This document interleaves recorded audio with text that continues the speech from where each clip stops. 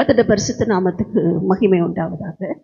கர்த்தர் நல்லவர், அவருடைய கிருபை என்றும் உள்ளது. ஒவ்வொரு நாளும் கர்த்தர் என்ன செய்கிறார்? நம்மை நினைவாய் இருந்து நடத்தி வந்தார். இந்த எல்லாம் சொன்ன சாட்சியிலலாம் என்ன இருந்தது? நம்மளை அவர் நினைச்சிட்டு இருந்ததுனால தான் நடத்தினார். நம்ம மேல் நினைவாக இருந்ததுனால தான் நம்மளோட பேசினார். நம்ம என்ன செய்தார்? கரம் பிடித்தார். ஒவ்வொரு நாளும் நாம் நினைக்கிறதற்கு வேண்டிக் கொள்ளுகிறதற்கும் அதிகமாய் கிரியை செய்தார். நம்முடைய புத்தி கேட்டாதவர்களை செய்து நம்மை ஆசீர்வதித்து வந்தார். அப்படியாக கர்த்தர் செய்த நன்மைகளுக்காக அவருக்கு மகிமை உண்டாகட்டும்.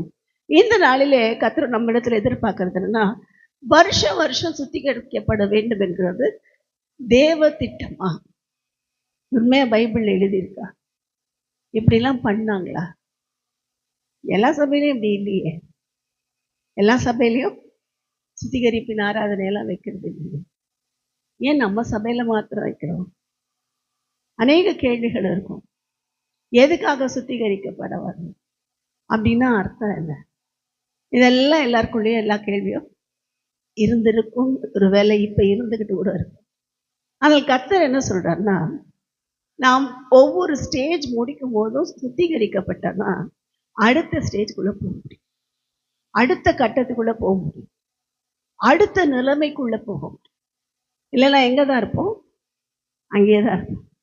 இந்த சுத்திகரிப்பு ஆராதனைங்கிறது என்ன அர்த்தம்னா, நமக்கு வைக்கப்படுகிற ஒரு எக்ஸாம் தான் அர்த்தம். 10th எக்ஸாம் எழுதவே வேண்டாம், ஆல் பாஸ்ன்னு சொன்னால் பிரச்சனையே இல்லை. எல்லாம் 5th இருந்து ஆல் பாஸில் ஓடியாச்சு. இப்போ 10th வந்தோன்னா எக்ஸாம். ஐயோ எக்ஸாம், நைட்டு படி, பகல் படி, படி படி. இது எதுக்குன்னா, எக்ஸாமில் பாஸ் பண்ணாதான் நம்ம 10வது படித்து முடிக்க தகுதியானவர்களாகிறது விளங்கும். இல்லைன்னா படிக்க ஆ கூட போடாது பாஸ் ஆகிடும்.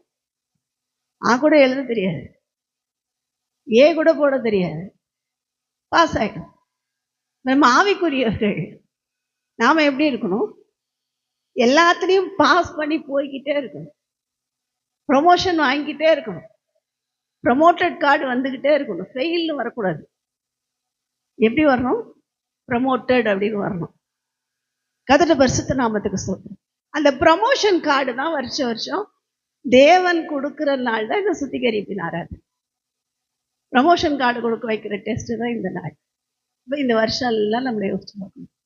நான் என்னெல்லாம் பண்ணேன், தேவன் என்னெல்லாம் பண்ணேன், என்னெல்லாம் நான் தேவனுக்கு பிரியம் இல்லாம பண்ணேன், என்னெல்லாம் தேவன் எனக்கு பிரியம் இல்லாதெல்லாம் பண்ணேன். பண்ணியிருப்பார்ல.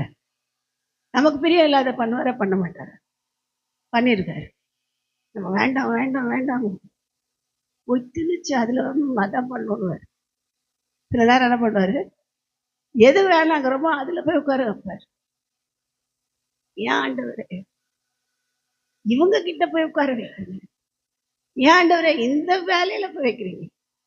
ஏன் ஆண்டவரே இந்த சூழ்நிலையில வைக்கிறீங்க? எனக்கு வேண்டாம் ஆண்டவரே. ஆனா அதுல தான் போகணுங்க. ஏன்னா நம்ம என்ன பண்ணியிருப்போம்? அவருக்கு வேண்டான்றதை செஞ்சிருப்போம். அவர் நமக்கு வேண்டான்றதை செய்யும்போது நமக்கு பொறுத்துக்க முடியும். கர்த்தருடைய பரிசுத்த நாமத்துக்கு ஸ்தோத்திரம். பிள்ளைங்க என்ன பண்ணும்? அம்மா கிட்ட படிக்காது, ஓடிடும். கோழி விளையாட்டு வரேன்னு போயிடும். எல்லாம் பண்ணிட்டு 2 அடி அடிப்பாங்க. அப்பயும் அது புரியாது, அது அப்படியே தான் இருக்கும். அப்போ அது வேண்டான்னு சொல்றதெல்லாம் செய்வோம். ஒரு நாள் இவங்க அதுக்கு என்னெல்லாம் பிடிக்காத அதை சமைச்சு வச்சா என்ன பண்ணும்? ஒழுங்கா படிக்கல, என்ன சமைச்சு வச்சிருக்காங்க அம்மா? பாவக்காய் பொரியல். பாவக்காய் பொரியல் பண்ணி, எது பிடிக்காது, வேற என்ன பிடிக்காது? ஒரு வேளை சிலருக்கு மீனே பிடிக்காது, சிலருக்கு வேறாவே பிடிக்காது. ஏதோ ஒரு பிடிக்காத டிஷ்ஷை பண்ணி வச்சிருக்காங்க. அது என்ன பண்ணும்? தட்டில் வைக்கும் போது அப்படி தள்ளும். என்ன சாப்பாடு வச்சு? நீ மட்டும் அம்மாவுக்கு பிடிக்காதெல்லாம் பண்ண, அம்மா பிடிக்காது பண்ணா மட்டும் ஐயோ அம்மா. என்ன சொல்ல தெரியுமா அந்த பிள்ளை? எங்க அம்மா ரொம்ப கொடுமைக்காரர். நமக்கு சர்டிஃபிகேட் என்ன கொடுப்பாங்க? ரொம்ப கொடுமைக்கார அம்மா. ஆனா கர்த்தர் சொல்லுகிறார், அப்படிதான் கர்த்தரும் செய்கிறார். அவர் கொடுமைக்காரர் கிடையாது. அவர் என்ன செய்கிறார்? நாம் அவருக்கு பிடிச்சு நடந்துக்கிட்டே போனோம்னா அவரு நமக்கு பிடிச்ச மாதிரி எல்லாம் செஞ்சுக்கிட்டே போவார். சில வேளைகளை பிடிக்காத இடத்துல வச்சாலும் ஏன் வச்சிருக்கன்றதையும் சொல்லி கொடுப்பார். அதற்கான காரணத்தையும் கர்த்தர் செய்வார், கற்றுக் கொடுப்பார். இப்ப சுத்திகரிப்பு என்கிறது ஒரு வித்தியாசமான ஒரு அனுபவம். சுத்திகரிக்கப்பட வேண்டும் என்பது தேவனுடைய திட்டம். சுத்திகரிப்பு என்பது வித்தியாசமான அனுபவம். பழைய ஏற்பாட்டில இருந்து பார்த்தோம்னா இந்த சுத்திகரிப்பின் முறைமைகள் வித்தியாசமா இருக்கும். ஆபிரகாம் சுத்திகரிக்கப்பட்ட முறை வேறு. ஆபிரகாமுடைய சுத்திகரிப்பு, அவருடைய வாழ்க்கை முறை எல்லாம் வித்தியாசமானது. அவரை தேவன் வித்தியாசமா நடத்துறார். மோசே காலத்துக்கு பின் வந்த இஸ்ரவேல் ஜனங்கள், அவர்கள் சுத்திகரிக்கப்படுகிற முறைகள் வேறு. கர்த்தருடைய பரிசுத்த நாமத்துக்கு ஸ்தோத்திரம். அவர்களை தேவன் நடத்தின விதங்கள் வேறு, வித்தியாசமா நடத்தினார். பாத்தீங்கன்னா அவங்களுக்கு சின்ன சின்னதுக்கும் சுத்திகரிப்பு. நம்ம நினைக்கிறோம் முந்தியெல்லாம், அதாவது தேவனை அறியாத போது ஒரு டெத்து வீட்டுக்கு போயிட்டு வந்தோன்னா குளிப்பாங்க, குளிக்காம வீட்டுக்குள்ள வரக்கூடாது. காரணம் என்ன? ஏன் அதை செய்யறாங்க? ஏன் அப்படிப்பட்ட சூழ்நிலைக்குள்ள அது ஏன் அதை அனுமதிக்கிறார்கள் அப்படின்னா, நம்ம சரீரத்துல எந்த இன்ஃபெக்ஷனும் வந்துடக்கூடாது. மரித்தவங்க வீட்டுக்கு போகும்போது ஒருவேளை வியாதிப்பட்டு மரித்திருக்கலாம், அந்த வியாதி நம்மளை பிடிச்சக்கூடாது. அதுக்கு தான் என்ன செய்தார்கள்? குளிச்சுட்டு தான் சுத்திகரிப்பின் முறை தேவன் வைத்திருந்தார். மரித்த வீட்டிலே இருக்கிறவங்களுக்கு தலையை சுற்றி கத்தரிக்கும்படி சொன்னார், முடிய வெட்ட சொன்னார். இவங்க இப்ப மொட்டை அடிச்சுக்கிறாங்க. அதுக்கான அர்த்தம் என்னன்னா, அதுக்கான அர்த்தம், முடி வெட்டுறதுக்கான அர்த்தம் என்னன்னா, இந்த முடியில தான் நிறைய இன்ஃபெக்ஷன் இருக்குமா, சீக்கிரம் போய் பரவிடுமா. அதனால மொட்டை அடிச்சா என்ன ஆகும்? அந்த இன்ஃபெக்ஷன் அந்த குடும்பத்துல திரும்ப வராது. அதுக்காக அவர் அதை அனுமதித்தார். அது மாத்திரம் இல்ல, வியாதியில இருந்தவங்க, குஷ்டரோகம் பிடித்தவர்கள், அவங்க எல்லாம் என்ன பண்ணணும்? ஊருக்குள்ளே வரக்கூடாது, பாளையத்துக்கு புறமா தான் இருக்கணும். என்னைக்காவது ஒரு அவசர தேவை உள்ள வரணும்னா தன் மேல அந்த கோணி சாக்கு வஸ்திரத்தை அணிந்து கொண்டு தீட்டுன்னு கத்திக்கிட்டு தான் வரணும். ஏன்னா அவனுடைய குஷ்டம் மற்றவங்களுக்கு பரவிடும். அதனால அவங்களுக்கு ஒரு திட்டங்களை வைத்திருந்தார். அவங்களுக்கு சுகமாயிட்டா அதுக்கு ஒரு சில சுத்திகரிப்பு முறைமைகளை வைத்திருந்தார். இப்படி எல்லாத்தையும் சின்ன சின்னதுக்கெல்லாம் சுத்திகரிப்பு முறை. வீட்டுல குஷ்டம் வந்துருமா, அது எப்படி வரும்னு தெரியல. ஃபங்கல் இன்ஃபெக்ஷன், அந்த ஃபங்கல் இன்ஃபெக்ஷன் வந்துட்டா வீடெல்லாம் கருப்பா ரவுண்ட் ஆயிடும். அதிக மழைனாலேயோ அல்லது அதிக உள்ள அடியில் ஏதாவது இன்ஃபெக்ஷன் இருக்கிறதுனாலையோ மண்ணு கீழே அது நிமித்தமா வந்துடலாமா. அப்படி வந்துருச்சுன்னா அந்த வீட்டை சுத்திகரிக்கணும், அப்படி இல்லைன்னா இடிச்சு போட்டுக்கணும். இப்படி எல்லாம் ரூல்ஸ் வச்சிருந்தார் தேவன். அவங்களுடைய சுத்திகரிப்பின் முறைமைகள் வேறே. அவங்களை சுத்திகரித்துக் கொள்ள தேவன் நியமித்திருந்த காரியங்கள் வேறே. அவங்க எப்படி பலிகளை சுத்திகரித்தார்கள், எப்படி பலி செலுத்தினார்கள், ஆசாரியர்கள் எப்படி தங்களை சுத்திகரித்துக் கொண்டு தேவாலயத்துக்குள் பிரவேசித்தார்கள், இதெல்லாம் படிச்சு பார்த்தோம்னா இதெல்லாம் வித்தியாசமா இருக்கும். இது யூதர்கள் காலத்துல இருந்ததான மோசேயின் நியாயப்பிரமாணத்தின்படி கொடுக்கப்பட்ட சுத்திகரிப்பு. இப்ப என்ன ஆயிடுச்சு? தேவஜனம் அங்கங்க சிறையிருப்புக்கு போயிட்டாங்க. இப்ப எஸ்தர் தீர்க்க தரிசன புத்தகத்துல வாசிக்கிறோம், எஸ்தர் ராஜாத்தி ஆகும்படி எஸ்தருக்கும் அங்கு இருந்ததான கன்னி பெண்களுக்கும் கொடுக்கப்பட்ட சுத்திகரிப்பின் முறைமைகள் வேறு. நான் 3 விதமான சுத்திகரிப்பு இந்த 3 நாள்னு பேசப்படும். கர்த்தருடைய பரிசுத்த நாமத்துக்கு ஸ்தோத்திரம். எஸ்தருக்கு கொடுக்கப்பட்ட சுத்திகரிப்பின் முறைமை வேறு. அவங்க போய் ராஜாவை தரிசிக்கணும், அதுக்கு ஏற்ற சுத்திகரிப்புகள், அதற்கு ஏற்ற திரவியங்கள், அதற்கு ஏற்ற வாசனை உள்ள பொருட்கள், இதெல்லாம் என்ன செய்தார்கள்? சுத்திகரிப்புக்காக அவர்களுக்கு கொடுத்தார்கள் என்று வாசிக்கிறோம். 3வது புதிய ஏற்பாட்டுல இப்ப இருக்கிற சுத்திகரிப்பு, இந்த சுத்திகரிப்பு இருக்கே, இது ரொம்ப ரொம்ப ரொம்ப வித்தியாசமானது. இந்த சுத்திகரிப்பு ரொம்ப ரொம்ப வித்தியாசமானது. அதுதான் கடைசி நல்ல இயேசு கிறிஸ்துவனுடைய உயிர்த்தெழுதலுக்கு பிற்பாடு நமக்கு கொடுக்கப்பட்ட சுத்திகரிப்பின் முறை வேறு. அதுல என்ன பண்றாரு தேவன்? என்ன சொல்றாரு? எப்படி சுத்திகரிக்க சொல்றாரு? நம்முடைய மனசாட்சியை சுத்திகரிக்க சொல்றாரு. பழைய ஏற்பாட்டுல அவங்க சரீரத்தையும் அவங்க வைத்திருந்த பொருட்களையும் வீடுகளையும் சுத்திகரிக்க சொன்னார். அவங்க அந்த இஸ்ரவேல் ஜனத்த காரியங்களை விட்டு பரவின பிற்பாடு அவங்களுக்கு கொடுக்கப்பட்ட சுத்திகரிப்பு, எஸ்தர் அவங்க புஸ்தகத்துல எழுதப்பட்டிருக்கிற சுத்திகரிப்பு வேற. அவங்க வாசனையினால் தன்னை சுத்திகரிக்கும்படி சொன்னார். ஆனா புதிய ஏற்பாட்டுல இப்படி எல்லாம் கிடையாது. இது என்ன சுத்திகரிப்பு முறை அப்படின்னா, இது வித்தியாசமான சுத்திகரிப்பு. அவங்களுக்கெல்லாம் சரீரத்துல சுத்திகரிப்பு, நமக்கும் மனசாட்சியில சுத்திகரிப்பு. அவங்களுக்கெல்லாம் சரீரத்துல சுத்திகரிப்பு, நமக்கும் இருதயத்துல சுத்திகரிப்பு. அதுதான் வித்தியாசமா. இப்ப இது மூணையும் கம்பேர் பண்ணி தேவ ஆவியானவர் நமக்கு பிரயோஜனமா இருக்கிறதை சொல்லிக் கொடுப்பார் என்று நான் விசுவாசிக்கிறேன். இப்ப இங்க பார்க்கிறோம், சிறுவேல் ஜனங்கள் பலிகளை செலுத்தும்படி தேவன் சொன்னார். அது நமக்கு தெரியும். ஏன் பலி செலுத்த சொன்னார்? பலி அவசியமா அப்படின்னா நம்ம ஏற்கனவே பார்க்கிறோம். தேவன் எதை விரும்பினார்? பலிகளை செலுத்தும்படி சிறுவேல் ஜனங்களத்துல கட்டளையிட்டார். ஆனா இந்த ஜனங்க என்ன பண்ணாங்க? ஏன் பலி செலுத்த சொன்னார் அப்படின்னா, அவங்களுடைய அன்பு தேவனிடத்துல பலப்படும்படிதான் பலி செலுத்த சொன்னார்.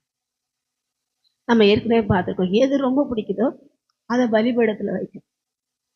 சில ஜனங்கள் ஆடு மாடுகளை எப்படி வளர்த்தார்கள் நமக்கு தெரியும். நம் பிள்ளைங்க மாதிரி வளர்த்தாங்க. ஒரு ஆட்டுக்குட்டியை கூட கீழே விட மாட்டாங்க. பிள்ளைங்க மாதிரி பேர் சொல்லி சொல்லி கூப்பிடுவாங்க. ஆடுகள் தன் எஜமானுடைய சத்தத்தை அறியும் என்று வாசிக்கிறோம்.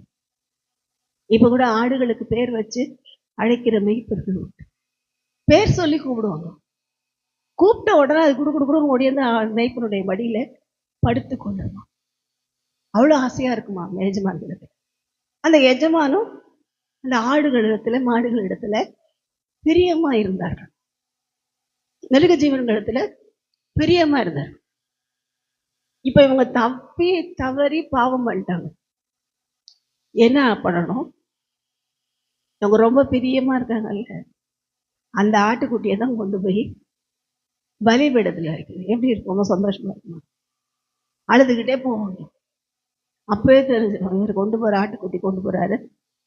என்ன பண்ணாரு? தருட ஒரு பக்கம் சுத்திகரிக்கப்படுகிறார்னு சிலர் நினைச்சுக்காங்க. சிலர் நல்லா பண்ணாலும் தெரியல, ஆடு கொண்டு போய் பலியிடப்படும் நல்லா வேறும் அப்படின்னு ஒரு கூட்டம் பேசும். ஒரு கூட்டம் கேலி போன. இதுல கடந்து போகும்போது இவர் உடஞ்சு ஒண்ணும் இல்லாம ஆகி, ஐயோ ஆண்டவரை, இனிமே நான் இந்த பாவத்தை செய்ய மாட்டேன், இனிமே நான் இந்த மாதிரி நடந்துக்க மாட்டேன்னு சொல்லி தன்னை சுத்திகரித்து மனம் திரும்பதான் அதை செய்தார். மனசாட்சியில சுத்திகரிப்பு உண்டு பண்ணோம் தான் செய்தார். ஆனா வேதம் சொல்கிறது, இளங்காளை வெள்ளாட்டுக்கடா இவைகளின் ரத்தம் சரீர சுத்திகரிப்பை உண்டு பண்ணினதை அல்லாமல் மனசாட்சியில சுத்திகரிப்பை உண்டு பண்ண முடியும்.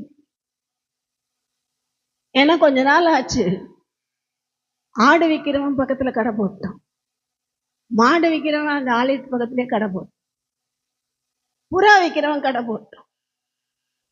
வீட்டுல இருந்து எடுத்துட்டு போக வேண்டாம், இவங்க வளர்க்குற ஆடு மாடெல்லாம் போட வேண்டாம், பலி செலுத்த வேண்டாம், கடையில போய் காசு கொடுத்தா கிடைச்சிடும். கடையில வாங்கி சாப்பிட்ற கோழியை எல்லாம் சாப்பிடுவாங்க, வீட்டுல வளர்க்குற கோழிய சாப்பிட மாட்டாங்க. கடையில போய் வாங்கினா அந்த கோழியை யார் பார்த்து? அதனால அதை சாப்பிடுவாங்க. அப்படிதான் என்ன ஆச்சு இஸ்ரவேல் ஜனங்களுக்கு? கடையில தானே வாங்குறோம், நம்ம பலி செலுத்த போறது யாருக்கு தெரியும்? இவர் இங்க இருந்து ஜாலியா சர்ச்சுக்கு போறேன்னு போவார், ஆலயத்துக்கு போறேன்னு போவார். போய் அங்க போய் ஒரு ஆட்டை வாங்கி பலி, யாருக்கும் தெரியாது. இவருக்கும் ஆசாரியனுக்கு மட்டும்தான் கனெக்ஷன். நேரா போவார், ஆடு வாங்குவார், கொண்டு போய் பலி செலுத்துவார், வேற மன்னிச்சிருங்கன்னு சொல்லிட்டு வந்துடுவார். வீட்டுக்கு வந்தா திரும்ப பழைய பாவம், பழைய பாவம் அவரை கொஞ்ச நாள் கழிச்சு திரும்ப போவார். செய்ய மாட்டேன்னு சொல்லிட்டு திரும்ப செய்வார். போக மாட்டேன் சொல்லிட்டு திரும்ப போவார். வேணாம்னு சொன்னாலும் கேட்க மாட்டேன். காரணம் என்ன? அவருக்கு மனம் திரும்புதல் வரல. அதற்கான வழியை ஏதுக்களை பிசாசு அடைத்து போட்டார். அதனாலதான் இயேசு கிறிஸ்து தன் ஊழியத்தை ஆரம்பித்த நாளிலேயே அவர் செய்த பெரிய சுத்திகரிப்பு தான், என்னுடைய பிதாவின் வீட்டை கள்ளர் குகையாக்கினீர்கள் என்று சவுக்கு எடுத்துக்கிட்டார். இங்க ஒருத்தர் சவுக்கு எடுத்திருக்காரு, அந்த சவுக்கு இல்லை. இங்க ஒருத்தர் தண்ணி அடிச்சுக்கிட்டார்ல, அந்த மாதிரி ஒரே ஜோக்கு, கேலி, குரலி வித்தன் கிண்டல் பண்றாங்க எல்லாம். அந்த குரலி வித்த சவுக்கு இல்லை. இவர் என்ன பண்ணார்? இயேசு கிறிஸ்து ஒரு சுத்திகரிப்பை உண்டும்படி அவர் சவுக்கை எடுத்தார். எடுத்து எல்லா வியாபாரிகளையும் போட்டு அடிக்கிறார். என்னுடைய தகப்பனோட வீடு தேவாலயம், இது என்ன பண்ணிட்டீங்க? கள்ளர் குகையா மாத்திட்டீங்களா, திருட்டு பசங்களான்னு சொல்லி என்ன செய்தார்? அவர்களை அடித்தார். அடிக்கிறன்னு திருடுங்க, அதான் பிரச்சனை. இயேசு என்ன செய்தார்? அந்த வியாபாரிகளை அடித்து புறா விற்கிறவர்களையும் காசுக்காரர்களையும் அடித்து வெளியே துரத்துனார். முதல்ல இன்னைக்கு நாம செய்ய வேண்டிய சுத்திகரிப்பு என்ன பண்ணோம்? நமக்குள்ள புறா விற்கிறவங்க இருக்காங்க, காசுக்காரர் இருக்காங்க, நமக்குள்ள நம்ம தேவாலயத்துக்குள்ள எல்லாம் இருக்கு, எல்லா கமர்ஷியல் இதுவும் நமக்குள்ளதான் இருக்கு. அப்பப்போ வந்துடும் கால்குலேட்டிவ் மைண்ட் வந்துடும். தேவன் நான் இதை கொடுத்தா எனக்கு தேவன் என்ன கொடுப்பார்? Calculative mind. தேவனுக்காக 100 ரூபாய் காணிக்க போடுது. 100 ரூபாய் இல்லை, 10 ரூபாய் போடுறவங்களே தேவனுக்காக 10 ரூபாய் காணிக்க, எனக்கு தேவன் என்ன கொடுப்பார்? Calculative mind. என் தேவன் எப்படிப்பட்டவர்? நம்ம கணக்கு பார்க்குற மரமும் கொடுக்க மாட்டார். நம்ம முழு இதயத்தோடு தேவனுக்கு கொடுத்தோம்னா அவர் அதை பார்க்கிலும் அமுக்கி குலுக்கி மடியில சரிந்து விழும்படி கொடுக்கிறது. நமக்குள்ள அப்பப்ப புறா வைக்கிறவங்க வந்துருவாங்க. உண்மையா நம்மளை பலி செலுத்தாம கொஞ்சம் ஏமாத்து வேலை பண்ணணும். ஆண்டவரே மன்னியும், ஆண்டவரே மன்னியும், ஆண்டவரே மன்னி சொல்லிட்டு திரும்ப அதே காரியத்தை திரும்ப அதே வழியில போகும். இதெல்லாம் என்னது? புறா வைக்கிறவங்க. அப்பப்போ வந்து கடை போட்டுருவாங்க. அதுக்குன்னு 2 பேர் இருப்பாங்க. அதெல்லாம் பெரிய விஷயமா, நீ உன் வேலையை பாரு, சர்ச்சுக்கு போற வரியா, அது அவ்வளவுதான். அதுக்கு மேல ஓவரா சுத்திகரிப்பு போயிடாது. இந்த சுத்திகரிப்பு பாதி இருக்கிற மாதிரி இரு, போற மாதிரி போ, இருக்கிற மாதிரி இரு, அதுதான் உனக்கு ஆசீர்வாதம் என்று சொல்லி நம்மை குழப்புகிறவருக்கு சில கூட்டம் இருக்கிறது. நீங்க வியாபாரமாக்கப்பட்ட ஊழியங்கள் இருக்குது. அதனாலதான் தேவன் விரும்புகிறதெல்லாம் என்னுடைய பலி செலுத்துதல் மனசாட்சியில சுத்திகரிப்பை உண்டு பண்ண. இப்ப என்ன செய்தார்கள்? இந்த காரியத்திலிருந்து தேவன் அவர்களை துரத்தின அப்புறம் பலியையும் காணிக்கையை விரும்பலாண்டது. அந்த பலியெல்லாம் வேணாம், நானே என்னை பலியாய் ஒப்பு கொடுக்குறேன்னு இயேசு வந்தார். இப்ப இன்னைக்கு நம்மளுக்கு போட்டு தேவன் எதிர்பார்க்கிறாரு. எங்கேயோ யாரையோ பலி செலுத்துறது ஈஸி. நிறைய பேர் வீட்டுல என்ன பண்ணுவோம்? நீ ஒழுங்கா ஜெபம் பண்ணலடா, பிள்ளைய பலிபீடத்துல வச்சு ஆபிரகாம் மாதிரி பிள்ளைய பலிபீட, நீ ஒழுங்கா ஜெபம் பண்ணல, நீ உனக்கு இதெல்லாம் வராது, நன்மையே கிடைக்காது. நம்ம ஜெபம் பண்ண மாட்டோம், நம்ம அப்படியே இருப்போம், பிள்ளைய பலிபீடத்துல வச்சு. ஆனா வேதம் சொல்லுகிறது எது சுத்திகரிப்புன்னு ரோமருக்கு எழுதுறதும் 12ஆம் அதிகாரம் 1-2 வசனங்களை வாசிக்கலாம். ரோமருக்கு எழுதுறதும் 12ஆம் அதிகாரம் 1-2 வசனங்கள்.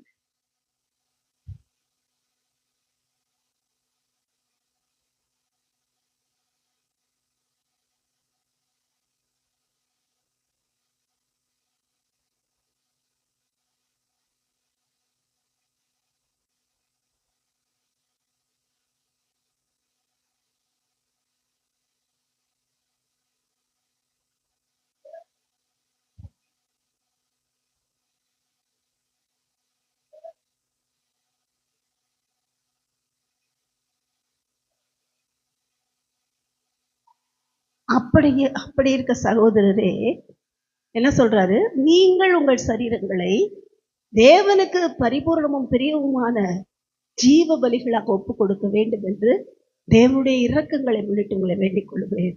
இதுவே நீங்கள் செய்யத்தக்க புத்தி உள்ள ஆராதனை. இப்ப யாரை கொண்டு வந்து பலியிட சொல்றாரு? பிள்ளைய, வீட்டுக்கார, மனைவிய, எல்லாரையும் இல்லை, நம்மளை பலியிடு. நிறைய நேரம் ரொம்ப ஈஸி. ஏய் நீ நல்ல ஜெபம் பண்றா, உன்னால தாண்டா எஸ் பாஸ்டர் வரிப்பாரு, பிள்ளைங்கள்கிட்ட சொல்றது ஈஸி. கணவர்கிட்ட நீ நல்ல ஜெபம் பண்ணுங்க, உங்களால தான் அப்படின்னு சொல்றது ஈஸி. நான் என்ன சரிப்படுத்துறது கஷ்டம். நான் சரிப்படுத்திக்கிறது தான் ரொம்ப கஷ்டம். அதனால்தான் நீங்கள் உங்கள் சரீரங்கள், அடுத்தவங்களை இல்லை, நம்ம சரீரங்களை முதல்ல பலிபீடத்துல வைக்கணும். நம்ம சரீரத்தை பலிபீடத்துல வைக்கணும். வச்சுட்டு அப்புறம் என்ன பண்ணும், தேவனுக்கு பிரியமும் நன்மையும் மன சித்தத்தின்படி நம்முடைய மனம் புதிதாகணும். அந்த பலிபீடத்துல வச்ச உடனேயே அங்கே பரிசுத்த அக்கினி இறங்கும் போதே ஒரு காரியம் தெரியும். தேவனுடைய நன்மையும் பரிபூர்ணமான சித்தம் இன்னதுன்னு தெரிய ஆரம்பிக்கும். அப்பதான் தெரியும். இது வரைக்கும் தெரியாது. பலிபீடத்துல நம்ம போனாதான் தெரியும். பலிபீடம்னா என்னது, ரொம்ப நல்ல ஜாலியா ஏசி ஏர் கண்டிஷனர் ரூமா? பலிபீடம்னா என்னன்னா அக்கினி எரிஞ்சுக்கிட்டு இருக்கக்கூடிய ஒரு பீடம். நம்ம கொண்டு போய் எதுல வைக்கணுமா? அக்கினி எரிந்து கொண்டிருக்கிற அந்த பீடத்தின் மேல் நம்மை ஒப்பு கொடுக்க வேண்டும்.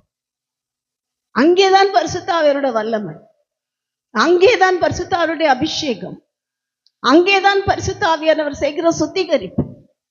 அங்கதான் சுத்திகரிப்பு விளங்கும். எல்லா இடத்துலயும் சுத்திகரிக்க முடியாது, அங்க போனாதான்.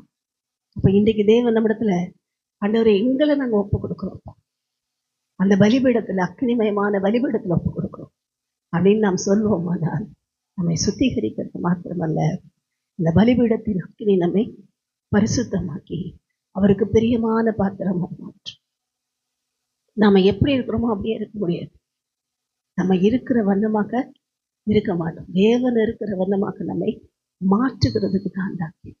இந்த நாள்ல தேவன் நமக்கு சொல்லிக் கொடுத்த எல்லாவற்றையும் மனதில் வைத்துக் கொள்வோம். தேவன் பேசி இருக்கிறார்.